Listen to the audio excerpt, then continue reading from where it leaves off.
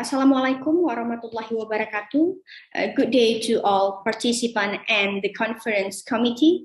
I am honored and give me a great pleasure to be with you at the opening of the 9th International Conference on Social Science and Humanities. On behalf of the keynote speaker, I would like to share my point of view with the title, Why Ethnic Rebels? The Veil of Ignorance and the Ethnic Revival in Southeast Asia. Southeast Asia consists of 11 countries.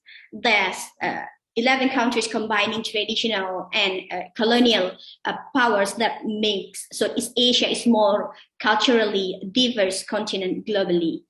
The uniqueness of Southeast Asia can be recognized from the variety of ethnicities and how people value their culture. It can be seen from the way they celebrate big days, perform ceremonies, and the way they worship and practices their belief. Relations between religions in Southeast Asia are also diverse. Buddhism, Christianity, Hinduism, and Islam characterize the physical structure and social relation in Southeast Asian society. Interethnic interaction in the Southeast Asian region sometimes form a harmonious relationship. However, sometimes become a conflictual situation with causes by various factors. In sociology and anthropology, interethnic ties often pose a situational threat from dominating one ethnic group over another. As a result, individuals will react by forming a suitable defensive group. The common background of the ethnic conflict are economic, inequality, injustice, exploitation, domination, and autocratic government systems. The state plays an important role in managing the ethnic diversity, minimize conflict, and distribute justice according to its portion. However, it's not surprising that one of the common characteristics of the third world countries is the enormous dominance of the state, especially in policy realms. The effect of state control and intervention are, of course, different. On the one hand, state control and intervention can positively impact political, economic development and bring structural change to the society. But on the other hand, state intervention disturbs certain social groups. In this case, ethnic minority groups are usually one of the targets of the negative impact of the state intervention that develop high cases of conflict in Southeast Asia. I have tried to collect ethnic conflict data in Southeast Asia country, and I found that countries in Southeast Asia region have similarity. Southeast Asian region are a multi-ethnic societies, multi-religious, and has several records of ethnic conflict that are more serious than others. For example, ethnic Vietnamese in Cambodia experience a racial stereotype through inherited verbal discrimination. Another case is felt by the Hmong ethnic minority who have a history of involvement in the Vietnam War. That make the Laos government had the military force have repeatedly attacked Hmong people that living around Shobia Mountain in Saisongbon province in north of Vientiane. Therefore, 20,000 of them hiding in the forest suffer from social discrimination and become targets of policies that lead to their extinction. In Indonesia, Aceh and Papua rebelled because they felt that their ethnic history are different with Indonesia's, and even Timor-Leste also experienced the same thing. The regime of President Sukarno forced the unification of identity to East Timor and performed the mass genocide.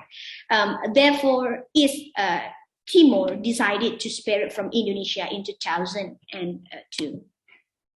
The history of Muslim resistance in Philippines has been going on since 1965. Until now, the Moro people experienced marginalization and lead them to establish the Moro National Liberation Front, while in Thailand, Muslim resistance has been rooted since the 20th century.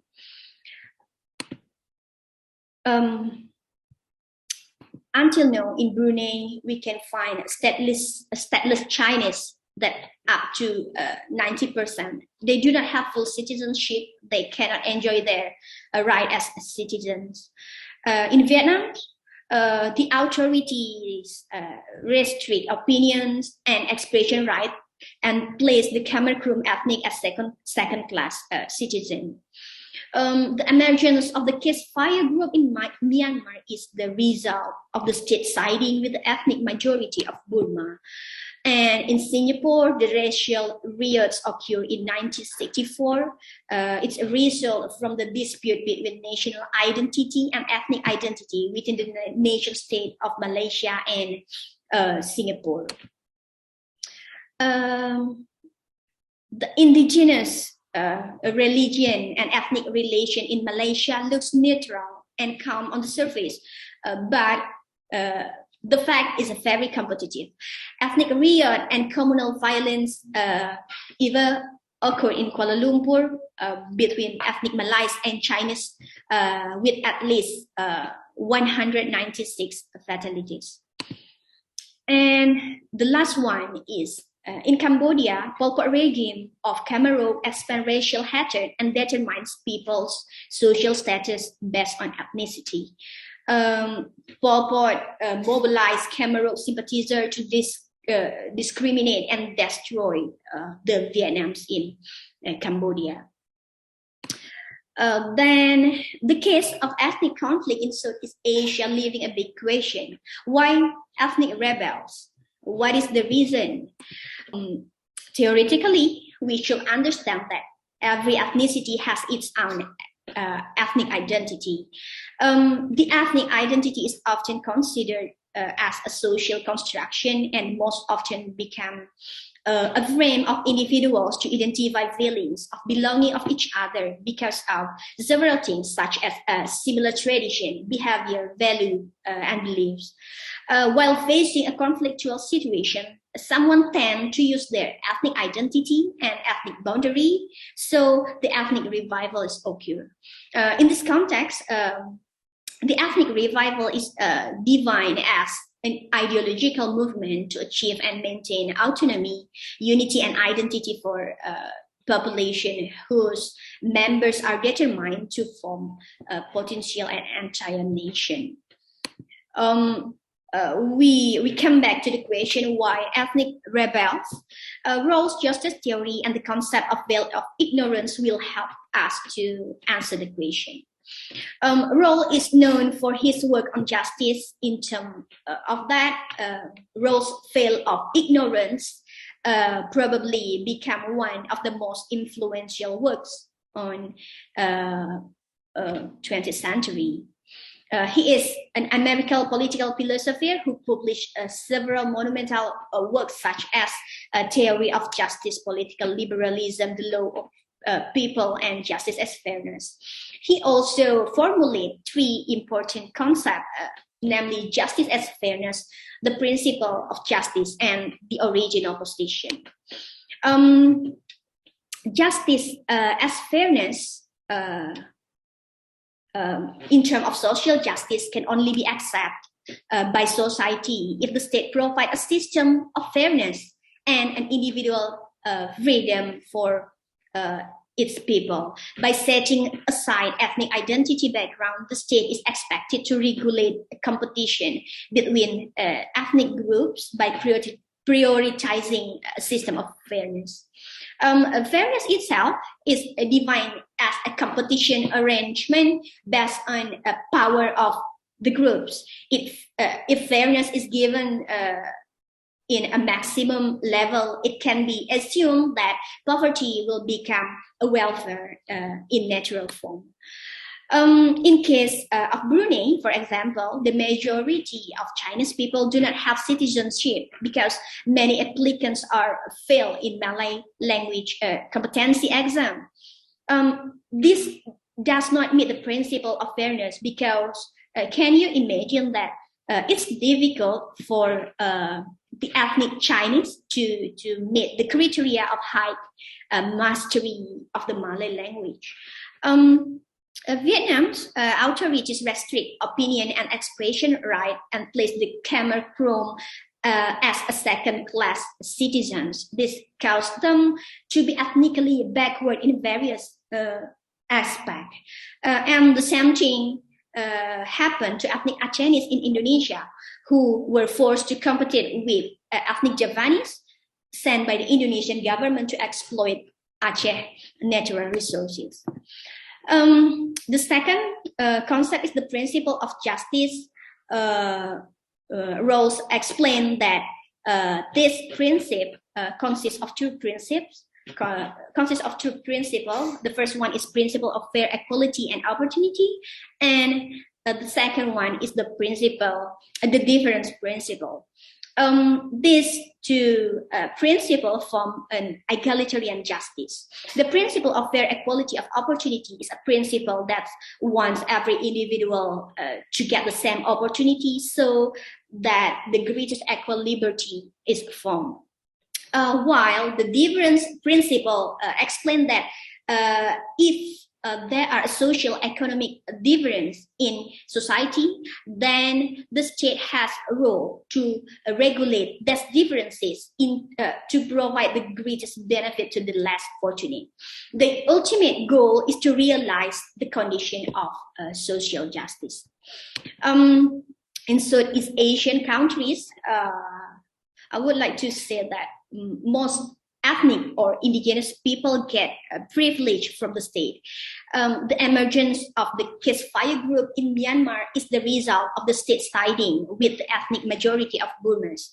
The Philippine government also marginalized the Moro people. The granting of privilege to the majority caused other ethnic groups not to get the same opportunities. The difference shown in the diversity of ethnic identities cannot be regulated by the state, so that social justice cannot be realized. All right, we can see the roots of ethnic revival by these pictures. The ethnic identity become a place for minorities to take protection when face a conflictual situation. The ethnic member will seeking their ethnic identity and contrast between we and other.